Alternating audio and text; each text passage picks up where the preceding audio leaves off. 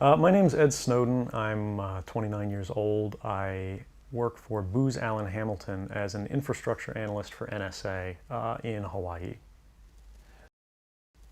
What are some of the positions that you held previously within the intelligence community? I've been a systems engineer, systems administrator, senior advisor for the Central Intelligence Agency, solutions consultant, and a telecommunications information systems officer. One of the things people are going to be most interested in trying to understand who you are and what you're thinking is there came some point in time when you crossed this line of thinking about being a whistleblower to making the choice to actually become a whistleblower. Walk people through that decision-making process. When you're in positions of privileged access, like a systems administrator for these sort of intelligence community agencies, you're exposed to a lot more information on a broader scale than the average employee. And because of that, you see things that may be disturbing, but over the course of a normal person's career, you'd only see one or two of these instances. When you see everything, you see them on a more frequent basis. And you recognize that some of these things are actually abuses. And when you talk to people about them, in a place like this where this is the normal state of business, people tend not to take them very seriously and move on from them. But over time, that awareness of wrongdoing sort of builds up, and you feel compelled to talk about it. And the more you talk about it, the more you're ignored, the more you're told it's not a problem, until eventually you realize that these things need to be determined by the public, not by somebody who is simply hired by the government. Talk a little bit about how the American surveillance state actually functions. Does it target the actions of Americans? NSA and the intelligence community in general is focused on getting intelligence wherever it can, by any means possible, that it believes on the grounds of sort of a self-certification that they serve the national interest. Originally, we saw that focus very narrowly tailored as foreign intelligence gathered overseas. Now, increasingly, we see that it's happening domestically. And to do that, the NSA specifically targets the communications of everyone. It ingests them by default. It collects them in its system, and it filters them, and it analyzes them, and it measures them, and it stores them for periods of time, simply because that's the easiest, most efficient, and most valuable way to achieve these ends. So while they may be intending to target someone associated with a foreign government or someone that they suspect of terrorism, they're collecting your communications to do so. Any analyst at any time can target anyone, any selector, anywhere.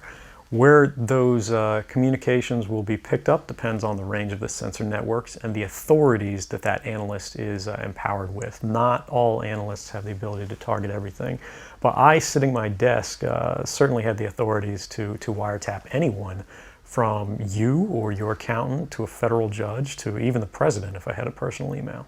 One of the extraordinary parts about this episode is that usually whistleblowers do what they do anonymously and take steps to remain anonymous for as long as they can, which they hope often is forever. You, on the other hand, have decided to do the opposite, which is to declare yourself openly as the person behind these disclosures. Why did you choose to do that? I think that the public is owed an explanation of the motivations behind the people who make these disclosures that are outside of the democratic model. When you are subverting the power of government, that's a fundamentally dangerous thing to democracy. And if you do that in secret consistently, as the government does when it wants to benefit from a secret action that it took, it'll kind of give its officials a mandate to go, hey, tell the press about this thing and that thing, so the public is on our side. But they rarely, if ever, do that when an abuse occurs. That falls to individual citizens, but they're typically maligned. It becomes a thing of these people are against the country, they're against the government. But I'm not. I'm no different from anybody else. I don't have special skills. I'm just another guy who sits there day to day in the office, watches what's happening, and goes, this is something that's not our place to decide. The public needs to decide whether these programs and policies are right or wrong. And I'm willing to go on the record to defend the authenticity of them and say, I didn't change these. I didn't modify the story. This is the truth. This is what's happening.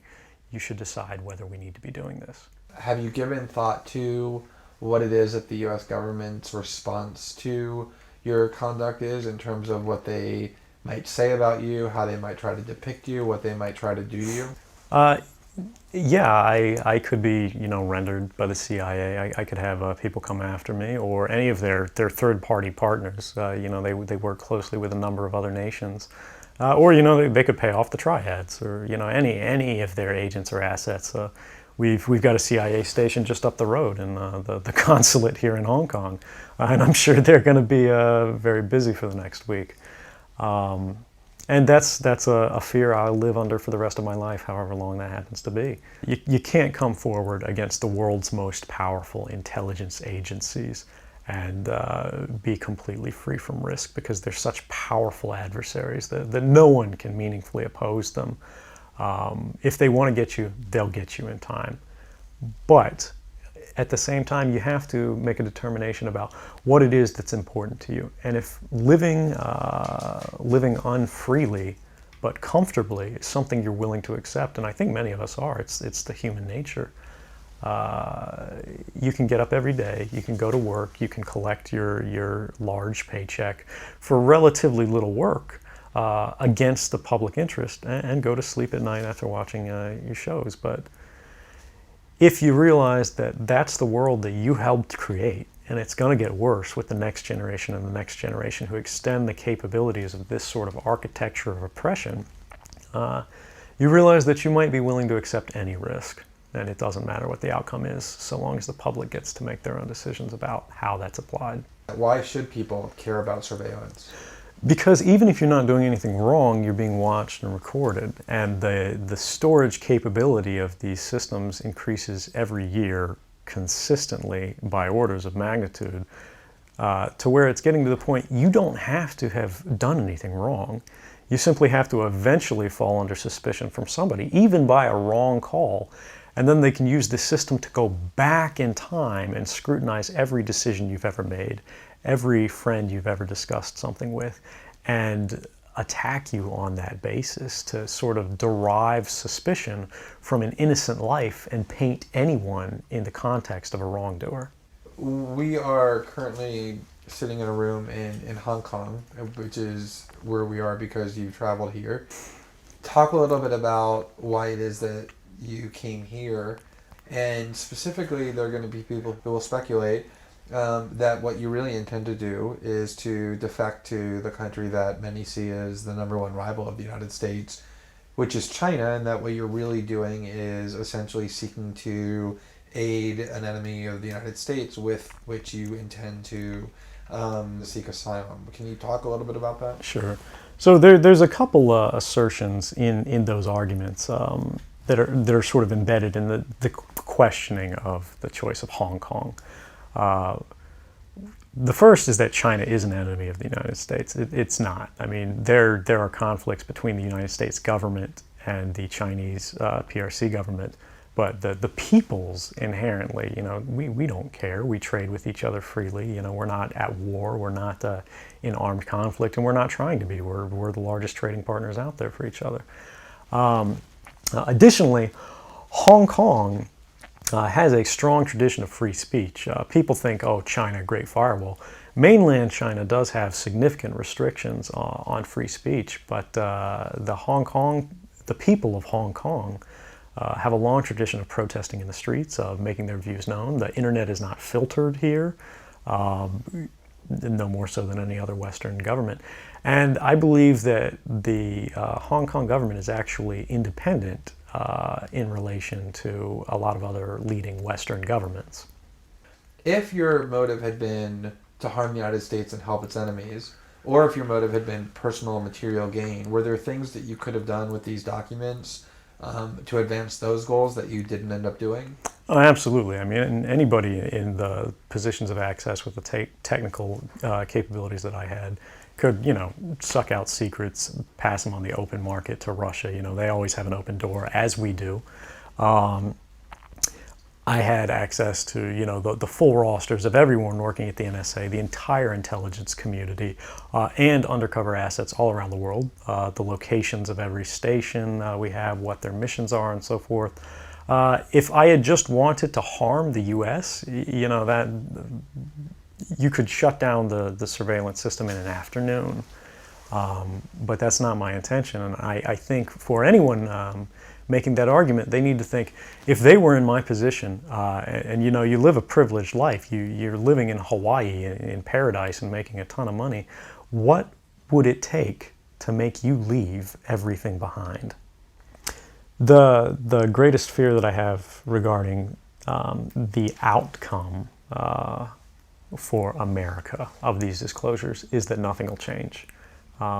People will see in the media all of these disclosures. They'll know the lengths that the government is going to grant themselves powers unilaterally to create greater control over American society and global society. But they won't be willing to take the risks necessarily to stand up and fight to change things, to force their representatives to actually take a stand in their interests. And the months ahead, the years ahead, it's only going to get worse until eventually there will be a time where policies will change, because the only thing that restricts the activities of the surveillance state are policy. Even our agreements with other sovereign governments, we consider that to be a stipulation of policy rather than a stipulation of law. And because of that, a new leader will be elected. They'll flip the switch, say that because of the crisis, because of the dangers that we face in the world, some new and unpredicted threat, we need more authority, we need more power, and there will be nothing the people can do at that point to oppose it, and it'll be turnkey tyranny.